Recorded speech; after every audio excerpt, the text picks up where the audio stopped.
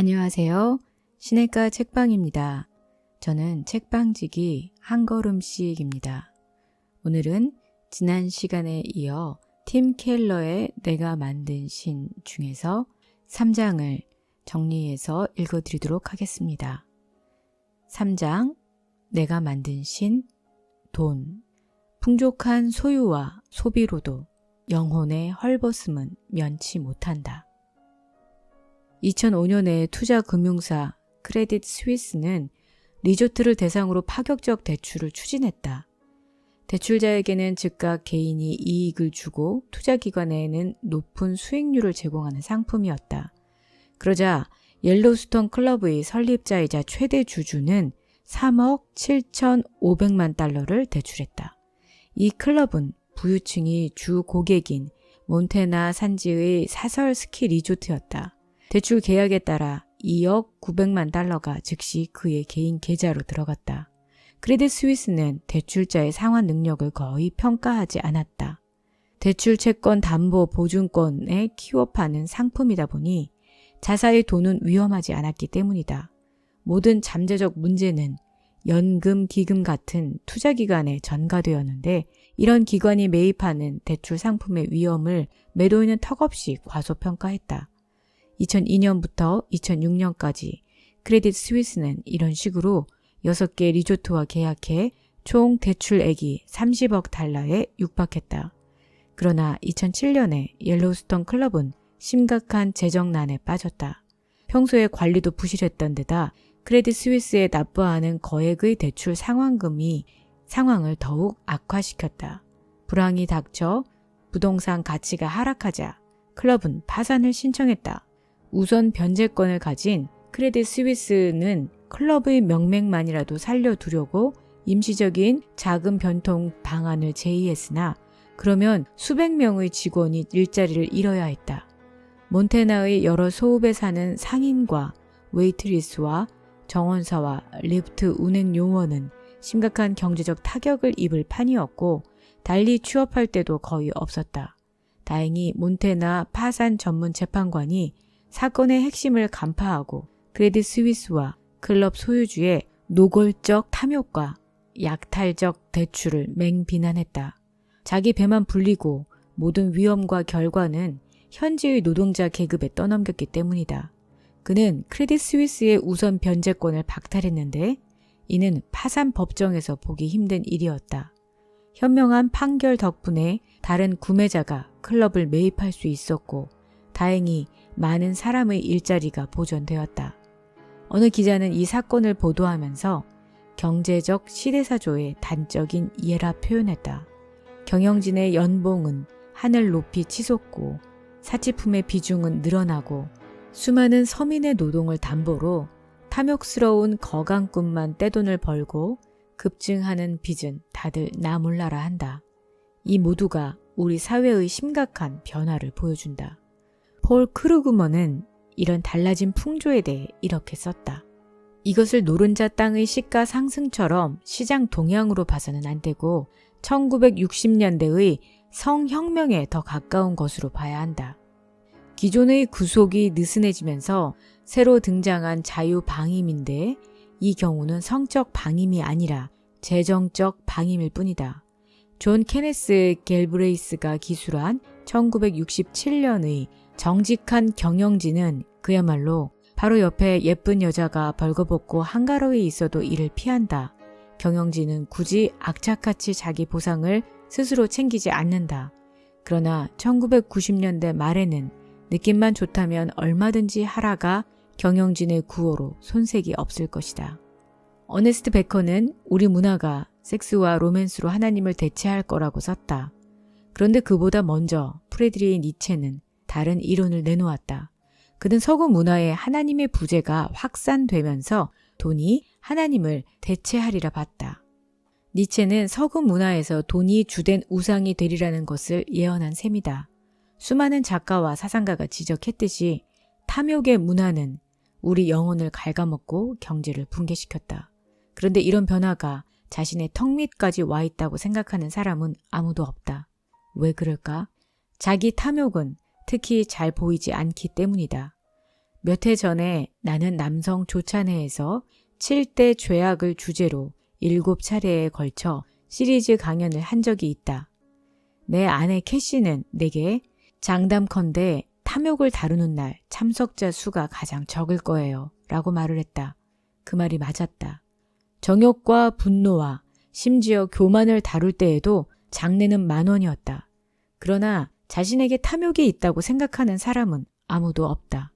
목사이다 보니 여태 사람들이 나를 찾아와 털어놓은 죄의 고민도 가지가지다. 죄라는 죄는 거의 다 있다. 하지만 이렇게 말한 사람은 한 사람도 떠올릴 수 없다.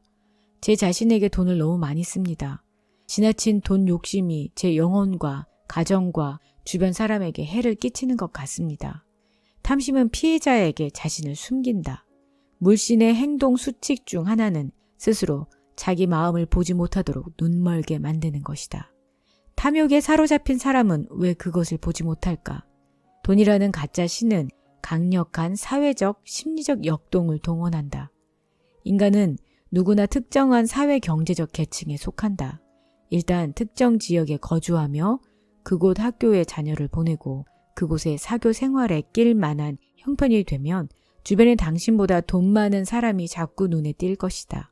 당신의 비교 대상은 그 계층의 사람이다. 인간의 마음은 항상 자신을 정당화하려는데 이거야말로 가장 쉬운 방법 중 하나다. 그래서 당신은 나는 아무개만큼 잘 살지 못합니다. 그들에 비하면 내 재산은 미미한 편입니다. 라고 말한다. 아무리 풍족하게 살고 있어도 그런 식의 논리로 사고할 수 있다.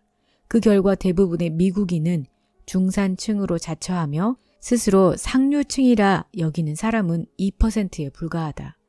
그러나 나머지 세상은 속지 않는다. 다른 나라 사람이 미국에 오면 극에 달한 물질적 안락에 기겁한다. 그런데도 대다수 미국인은 그 정도는 필수라 여긴다. 예수님은 섹스보다 탐심을 훨씬 자주 경고하셨다. 그런데도 자신에게 이 죄가 있다고 생각하는 사람은 거의 없다. 그래서 우리는 다 이것이 얼마든지 내 문제일 수 있다라는 가정하에 시작해야 한다. 탐욕이 워낙 꼭꼭 숨어 있는 만큼 아무도 이것이 내 문제는 아니라고 자신해서는 안 된다. 어떻게 하면 우리를 눈멀게 하는 돈의 위력을 알아차리고 거기서 해방될 수 있을까? 돈과 다른 모든 걸 맞바꾼 인생. 예수께서 여리고로 들어가 지나가시더라. 삭개오라 이름하는 자가 있으니 세리장이요 또한 부자라. 누가복음 19장 1절로 2절. 간결하지만 뼈 있는 필치로 누가복음에 삭개오가 소개된다. 그는 동네에서 경원시되던 세리였다. 당시 이스라엘은 제국 점령군의 지배를 받던 식민 국가였다. 점령국 로마는 모든 식민지에 가혹한 세금을 부과해 현지의 부와 자본을 대부분 로마와 로마 시민에게로 이동시켰다. 그 결과 식민사회는 빈곤해져 계속 속국으로 남을 수밖에 없었다. 이스라엘에서 호의호식한 사람은 종주국의 로마인과 자국의 부역자인 세리뿐이었다. 조세제도의 실무를 맡은 세리는 상부의 로마인을 대신해 지역별로 소득세를 징수하던 관리였는데 모든 사람에게 멸시를 받았다. 삭개오도 사람들에게 죄인으로 불렸다. 배신자나 쓰레기라는 뜻이었다. 이들 관리가 어떤 취급을 받았는지 감을 잡으려면 2차 세계대전 당시 나치 치하에서 자국민을 압제한 부역자들이 어떻게 인식되었는지 생각해보라. 도심의 수많은 약자를 중독에 빠뜨려 돈방석에 앉은 마약왕을 생각해보라. 회사를 사서 일부러 파산시키거나 서민에게 갚지도 못할 융자를 주어 자기만 거부가 되는 현대의 악덕 자본가를 생각해보라. 이 정도면 당시의 세리의 입지가 어땠을지 이해가 될 것이다. 세리는 왜 그런 직업을 선택했을까? 무엇에 매혹되었기에 가족과 나라를 배신하고 사회의 천민으로 살았을까? 답은 돈이다. 로마가 세리에게 제시한 보상은 물리치기 힘들 정도였다. 군사력을 등에 업은 세리는 정부에 바치기로 약정된 액수보다 훨씬 많은 돈을 동족 유대인에게 요구해도 되었다. 요즘 말로 세금 수탈이라 하는데 여간 수지 맞는 일이 아니었다. 세리는 그 사회에서 가장 부자이면서 가장 미움받던 부류였다. 누가가 삭개오에게 우리 시선을 집중시킨 이유 중 하나는 그가 보통 세리가 아니기 때문이었다. 삭개오는 세리장이었다. 그가 큰 세관이 있던 여리고에서 산 것도 놀랄 일은 아니다. 지부 전체의 우두머리로서 그는 가장 부자이면서 가장 미운 털이 박혔을 것이다. 그 당시는 지금과 달라서 과시적 소비나 부의 탐닉에 오명이 따라 붙었지만 그는 그것도 개의치 않았다. 그저 돈을 얻으려고 다른 것을 다 희생했다. 불안과 욕심을 통해 지배하다. 바울은 탐심이 우상 숭배라고 지적했다. 골로새서 3장 5절, 에베소서 5장 5절. 누가도 복음서에서 똑같이 가르친다. 누가복음 12장 15절에서 예수님은 청중에게 삼가 모든 탐심을 물리치라. 사람의 생명이 그 소유에 넉넉한 데 있지 아니하니라 라고 말씀하셨다. 11장과 12장의 전후 문맥을 보면 재물 때문에 염려하지 말라는 그분의 경고가 나온다. 예수님이 말씀하신 탐심이란 돈을 사랑하는 마음만이 아니라 돈에 대한 과도한 염려이기도 하다. 그분은 우리 감정이 통장 잔고에 맥없이 좌우되는 이유를 이렇게 설명하신다. 사람의 생명이 그 소유에 넉넉한 데 있지 아니하니라. 생명이 재물에 있다면 당신을 규정하는 것은 소유와 소비다. 이 단어는 사람의 정체성이 돈에 달려 있다는 의미다. 재물을 잃으면 자아가 남지 않는 사람이 이에 해당한다. 인간 가치가 재물의 가치에 달려 있기 때문이다. 나중에 예수님은 단도직입적으로 탐심의 정체를 밝히신다. 예수님은 우상 숭배에 대한 성경의 기본 은유를 모두 가져다 탐심과 돈에 적용하신다. 성경에 따르면 숭배자가 우상을 상대로 하는 일은 세 가지다. 우상을 사랑하고 우상을 신뢰하고 우상에 순종한다.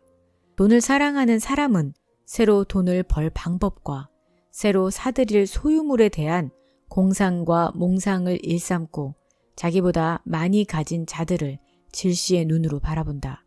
돈을 신뢰하는 사람은 재물 덕분에 자신이 안전과 안정을 얻었고 삶을 스스로 통제한다고 느낀다. 나아가 우상을 숭배하면 돈의 종이 된다. 세상의 왕이나 상전을 섬기듯 우상에게 자기 영혼을 파는 것이다. 거기서 의미와 안전을 얻어야 하니 우상이 있어야만 하고 따라서 우상을 섬길 수밖에 없다. 사실상 순종한다는 뜻이다. 예수님이 재물에 대해 쓰신 섬기다라는 단어는 엄숙히 서약하고 왕을 섬긴다는 뜻이다. 돈을 위해 살면 당신은 종이다. 그러나 하나님의 삶의 중심이 되시면 돈은 왕위에서 물려나 강등된다. 당신의 정체성과 안전이 하나님께 있으면 돈이 염려와 욕심을 통해 당신을 지배할 수 없다. 이것 아니면 저것 둘 중 하나다. 하나님을 섬기지 않으면 만몬의 노예가 되기 쉽다. 노예가 되었다는 가장 명백한 증거로 탐욕에 빠진 사람은 눈이 멀어 자신의 물질주의가 보이지 않는다. 누가복음 12장에 예수님이 하신 말씀을 보라. 삼가 모든 탐심을 물리치라. 이것은 주목할 만한 말씀이다. 성경에 경고되어 있는 간음이라는 다른 전통적 죄를 생각해보라. 예수님은 삼가 간음을 물리치라 라고는 하지 않으신다. 그러실 필요가 없다. 남의 배우자와 동침하면 본인이 안다. 중간쯤에 잠깐만 간음인 것 같은데 라고 말하지 않는다. 처음부터 간음인 걸 안다. 그런데 세상의 탐욕과 물질주의가 분명히 만연해 있는데도 그게 자기 모습이라 생각하는 사람은 거의 없다. 다들 부정하기 때문이다. 이래도 우리는 삭개오를 보며 이렇게 말할 수 있을까? 그는 어떻게 그 많은 사람을 배신하고 해끼칠 수 있었을까? 어떻게 세간의 미움까지도 마다하지 않았을까? 어찌 그리 돈에 눈이 멀어 온갖 일을 저지르며 살았을까? 삭개오는 예수님이 누가복음 전체에서 가르치신 교훈의 한 예에 불과하다. 돈은 가장 보편적인 가짜 신이다.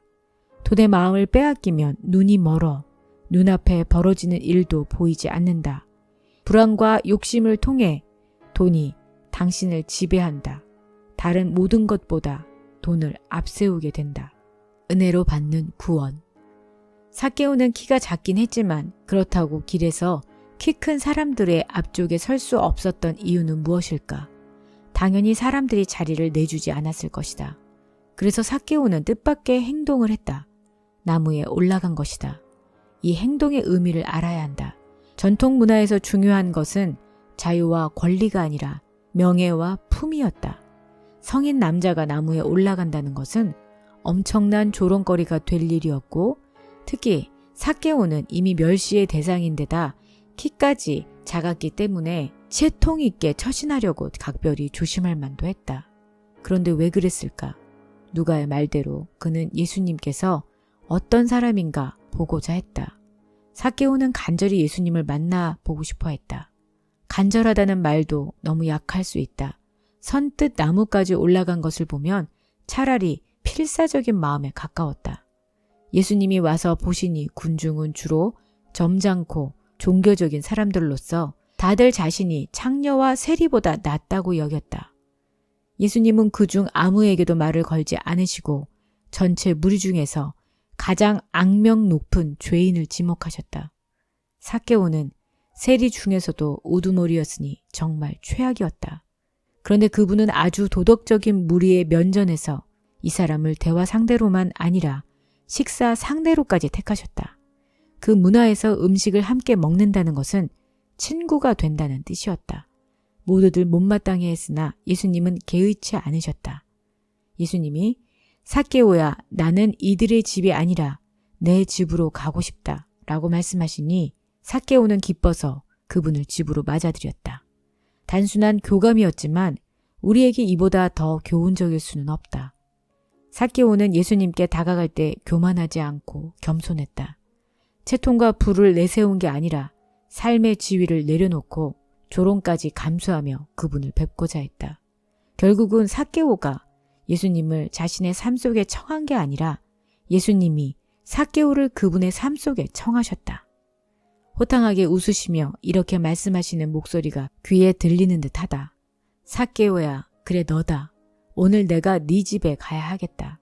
예수님도 아셨듯이 그분의 이런 행동은 무리에게 터무니없어 보였고 그들이 알던 종교에 완전히 어긋났으며 나무 위에 키 작은 삭개오에게도 충격적인 일이었다.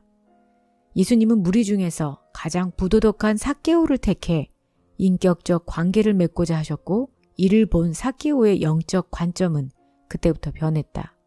처음부터 의식 속에 명확히 알지는 못했겠지만 하나님의 구원이 도덕적 성취나 행위로 말미암지 않고 은혜로 말미암음을 깨닫기 시작한 것이다. 이 깨달음이 번갯불처럼 삭개오를 관통하자 그는 즐거워하며 예수님을 영접했다. 헌금은 얼마나 내야 하나요?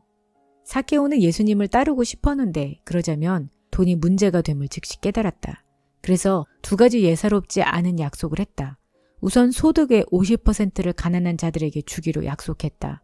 이는 모세 율법에 규정된 11조를 훨씬 웃도는 수준이다. 삭개오도 다 알고 한 선언이었다. 마음이 변화되었기 때문이다. 지금 우리는 소득의 10%만 구호기간에 기부해도 엄청난 액수처럼 보인다. 부자들은 그보다 훨씬 많이 내도 여전히 안락하게 살 수 있는데 말이다. 그러나 삭개오는 구원이 율법으로 말미암지 않고 은혜로 주어짐을 알았다. 이제 그의 취지는 단지 율법 조항대로 사는 게 아니었다. 삭개오는 그 이상을 하고 싶었다. 사람들은 종종 목사인 나를 찾아와 연소득의 10%를 헌금하는 11조에 대해 묻는다. 그들의 지적대로 구약에는 신자들이 10%를 드려야 한다는 명백한 명령이 많이 나오지만 신약에는 헌금에 대한 구체적이고 수장적인 규정이 그만큼 뚜렷하지 않다. 그래서 그들은 신약 시대인 지금도 신자들이 무조건 10%를 헌금해야 하는 건 아니지요? 라고 묻곤 한다. 내가 그렇다고 고개를 끄덕이면 그들은 안도의 한숨을 내쉰다. 하지만 나는 재빨리 이렇게 덧붙인다. 신약의 11조 규정이 명확히 나와 있지 않은 이유를 말씀드리지요. 생각해 보십시오. 우리가 받은 하나님의 계시와 진리와 은혜가 구약의 신자들보다 많습니까? 적습니까? 대개 여기서 불편한 침묵이 흐른다. 우리가 그들보다 은혜의 빚을 더 졌습니까? 덜 졌습니까? 예수님은 우리를 구원하려고 자신의 목숨과 피를 10분의 1만 주셨습니까? 다 주셨습니까? 기독교 신자에게 11조란 최소한의 기준이다. 구약의 신자는 하나님이 그들을 구원하려고 행하신 일을 우리보다 훨씬 적게 알았다. 그럼 그들보다 우리의 헌금 비율이 낮아서야 결코 안 될 일이다. 삭개오의 두 번째 약속은 구호나 자비보다는 정의와 관계된 것이었다. 그는 여태 속임수로 큰 돈을 벌었다. 많은 이로부터 세금을 과잉징수했다. 모세 율법에 이에 대한 조항도 나와 있다. 레위기 5장 16절과 민수기 5장 7절 규정에 따르면 물건을 훔친 사람은 20%의 이자를 덧붙여 갚도록 되어 있었다. 그런데 삭개오는 그보다 훨씬 많게 착취 금액의 4갑절이나 갚고자 했다. 300%의 이자였다. 이런 약속을 들으신 예수님은 구원이 이 집에 이르렀으니 라고 말씀하셨다. 보다시피 그분은 네가 그렇게 살면 구원이 이 집에 이를 것이니 라고 하지 않으셨다. 구원은 이미 이르렀다. 하나님의 구원은 변화된 삶의 결과로 오는 게 아니다. 변화된 삶이 구원의 결과이며 구원은 값없이 주시는 선물이다. 삭개오의 마음과 삶이 새롭게 변화된 것도 이 때문이었다. 구원이 만일 도덕 규법을 준수해 얻어내는 것이었다면 그의 질문은 얼마나 드려야만 될까였을 것이다. 그러나 이런 약속이 후하고 아낌없는 은혜에 대한 반응이었기에 그의 질문은 얼마나 드릴 수 있을까였다. 그는 자신이 재정적으로 부유했지만 영적으로는 파산 상태임을 깨달았다. 그런 그에게 예수님은 영적 부요를 값없이 쏟아부어 주셨다. 가난한 이들을 착취하던 그가 정의의 옹호자로 변했다. 주변 사람을 희생시켜 부를 축적하던 삭개오가 자기 부를 희생해 남을 섬기는 사람이 되었다. 왜 그랬을까? 삭개오의 구주였던 돈이 예수님으로 대체되었기 때문이다. 그래서 이제 돈은 단지 그것, 즉 돈의 자리로 돌아갔다. 선을 행하고 사람을 섬기는 도구가 된 것이다. 그리스도가 정체성과 안전의 근원이 되시니 이제 그에게 많은 돈은 필요하지 않았다. 하나님의 은혜는 재물에 대한 삭개오의 태도를 변화시켰다. 이면의 도사리는 근원적인 우상, 가짜 신은 덩어리져 있어서 그만큼 우상 숭배의 심리적 구조가 복잡해진다. 삭개오의 마음이 변화된 이치를 알려면 그 점을 감안해야 한다. 우리가 섬기는 표면적 우상은 더 구체적이고 눈에 잘 띄지만 숨겨진 마음 속에는 근원적 우상이 도사리고 있다. 우리의 마음의 죄성은 동기적 욕구에 영향을 미쳐서 그것을 우상 숭배로 변질시킨다. 바로 이것이 근원적 우상이다. 어떤 이에게는 영향력과 권력에 대한 갈망이 강한 반면 어떤 이는 인정과 좋은 평가에 더 감격한다. 정서적, 신체적 안락을 무엇보다 더 원하는 이가 있는가 하면 환경에 대한 통제와 안전을 원하는 이도 있다. 권력이 근원적 우상인 사람은 영향력만 얻을 수 있다면 인기를 잃는 것쯤이야 개의치 않는다. 반대로 인정이 최고의 동기적 욕구인 사람은 만인의 호감을 살 수만 있다면 권력과 통제권쯤 기꺼이 내놓는다. 각각의 근원적 우상, 권력, 인정, 안락, 통제에서 서로 다른 일련의 두려움과 희망이 싹튼다. 표면적 우상은 근원적 우상이 자신을 충족시키려는 통로로서 돈, 배우자, 자녀 등에 해당한다. 우리는 우상의 구조를 피상적으로만 분석할 때가 많다. 예컨대 돈은 더 깊은 충동을 채우기 위한 표면적 우상일 수 있다. 어떤 사람은 자기의 삶과 세상을 통제하는 수단으로서 많은 돈을 원한다. 이들은 대개 돈을 많이 쓰지 않고 아주 검소하게 살아간다. 안전하게 다 저축하고 투자해둔다. 그래야 세상이 철저히 안전하게 느껴지기 때문이다. 어떤 사람은 인맥을 쌓거나 미모와 매력을 가꾸려고 돈을 원한다. 이들은 아낌없이 자신에게 돈을 쓴다. 그런가 하면 돈에 딸려오는 엄청난 권력으로 남을 지배할 수 있기 때문에 돈을 원하는 사람도 있다. 모든 돈이 우상인 경우지만 근원적 우상이 다르니 거기서 비롯되는 행동 양식도 아주 다르다. 돈을 이용해 통제라는 근원적 우상을 섬기는 사람은 돈으로 권력이나 인정을 얻으려는 이들에게 우월감을 느낄 때가 많다. 그러나 어느 경우든 돈을 우상으로 숭배하면 삶이 예속되고 뒤틀어진다. 우리 교회의 한 목사가 어느 부부를 상담한 적이 있는데 그들은 돈 관리 문제로 심한 갈등을 겪고 있었다. 아내는 남편을 구두쇠로 여겼다. 하루는 남편이 그 목사와 1대1로 대화하던 중에 자기 아내의 낭비벽이 심하다고 불평했다. 정말 이기적입니다. 옷과 외모 단장에 돈을 엄청나게 쓰거든요. 남에게 예뻐 보이려는 욕구가 아내의 돈 씀씀이에 영향을 미치고 있는 게 남편의 눈에 똑똑히 보였다. 목사는 그에게 표면적 우상과 근원적 우상의 개념을 알려줬다. 당신이 전혀 쓰거나 베풀지 않고 이런 한 푼까지 다 쌓아두는 것도 똑같이 이기적인 일임을 아십니까? 당신은 지금 안전과 보호와 통제라는 자기 욕구를 채우는데 무조건 전액을 쓰고 있는 것입니다. 그 남편이 분노하지 않고 오히려 충격을 받은 것은 상담자로서 다행이었다. 그는 그런 생각은 미처 해보지 못했네요. 라고 말했고 이것은 결혼 생활의 전환점이 되었다. 그래서 우상은 돈이나 섹스 같은 표면적 우상만 없애서는 해결될 수 없다. 표면적 우상을 보며 내 삶에서 이것을 중시하지 말아야 한다. 여기에 끌려다녀서는 안 된다. 그만두어야 한다라고 말할 수는 있다. 그러나 그런 직접적 공략은 효과가 없다. 마음속에 근원적 우상이 처리되어야 하기 때문이다. 마음을 변화시킬 수 있는 길은 하나다. 바로 복음을 믿는 것이다. 날 부욕해 하시려 가난해진 예수. 바울은 고린도후서 8장 9장에 가난한 이들을 위한 구제 헌금을 당부하면서 자신이 권위 있는 사도임에도 내가 명령으로 하는 말이 아니요 라고 썼다. 너희에게 명령하고 싶지 않다. 그냥 시켜서 하는 헌금이 되지 않았으면 좋겠다라는 뜻이다. 바울은 무작정 그들의 의지에 부담을 주며 사도인 내가 시키는 대로 하라 라고 말하지 않았다. 오히려 너희의 사랑의 진실함을 보고 싶다며 이런 유명한 말을 남겼다.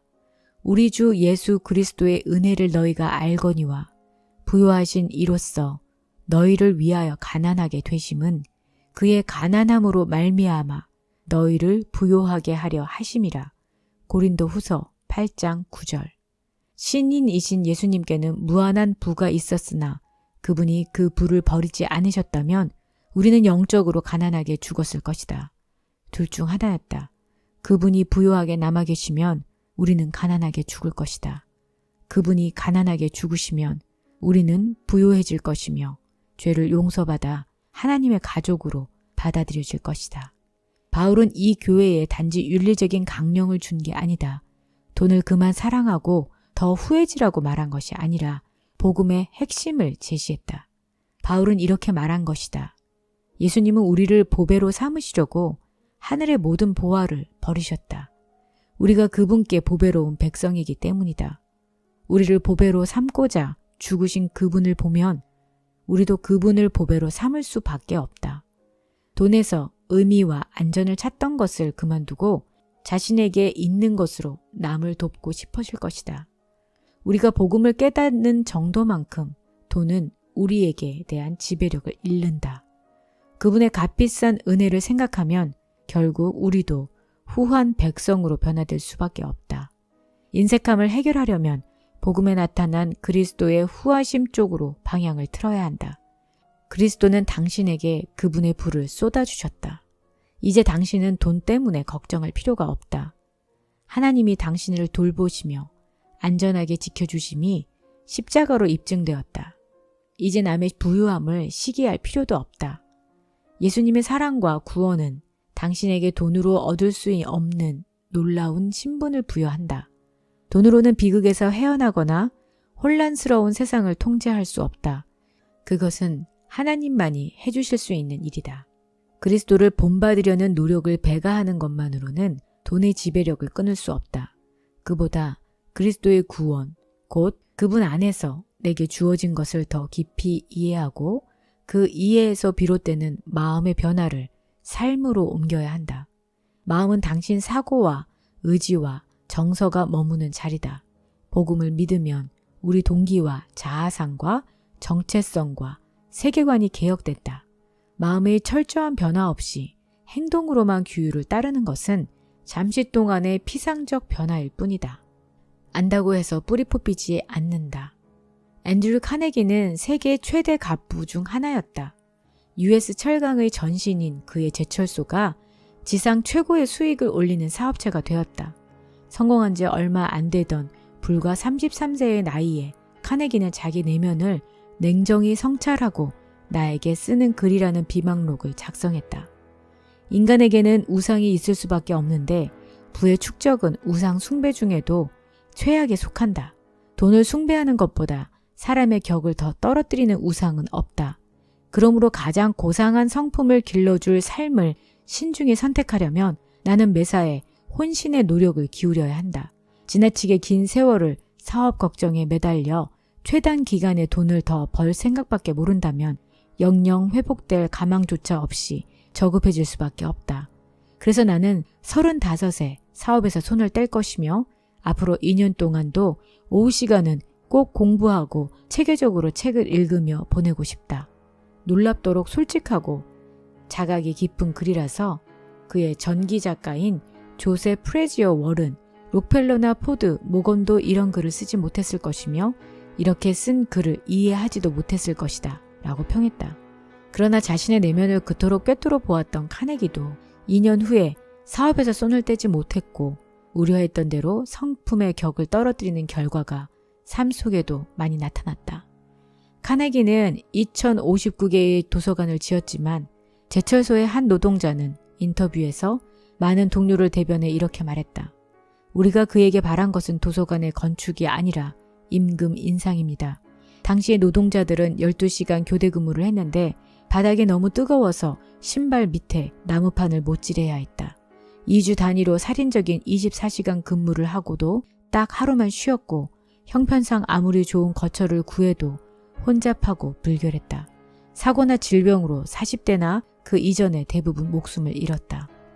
이 책의 프롤로그에 소개했던 빌은 경기가 침체된 2008년, 2009년에 큰돈을 날렸는데 그때는 그가 그리스도인이 된 지 3년째 되던 해였다. 그리스도인이 되기 전에 그런 일을 당했더라면 나 자신을 혐오하며 다시 술에 빠졌을 것이고 어쩌면 자살했을지도 모른다라고 그는 말했다. 한때 빌은 돈을 벌어야만 자신이 귀하고 의미 있는 존재라고 여겼다. 재정 위기 중에도 그렇게 돈과의 영적인 관계가 지속되었다면 자신의 중요성과 의미를 다 잃었을 것이다. 다행히 그의 정체성이 달라져 이제 그 기초가 성공과 풍요에 있지 않고 예수 그리스도의 은혜와 사랑의 근거에 있었다. 그래서 손실에도 불구하고 솔직히 고백하는데 내 삶은 지금보다 행복했던 적이 없다라고 말할 수 있었던 것이다. 앤드류 카네기는 돈이 자기 마음속의 우상임을 알면서도 그것을 뿌리 뽑을 방도를 몰랐다. 우상이란 없앨 수 없고 단지 대체될 수 있을 뿐이다. 부요하신 분이로되 우리를 참으로 부요하게 하시려고 친히 가난해지신 그분이 우리 우상을 밀어내고 그 자리를 대신 차지하셔야 한다. 네, 오늘은 3장 내가 만든 신, 돈 부분을 정리해서 읽어드렸습니다. 다음 시간에는 4장과 5장을 정리해서 읽어드리도록 하겠습니다. 구독과 알람을 설정하시면 더 편리하게 받아보실 수 있습니다. 그럼 다음 시간에 뵐게요. 안녕히 계세요.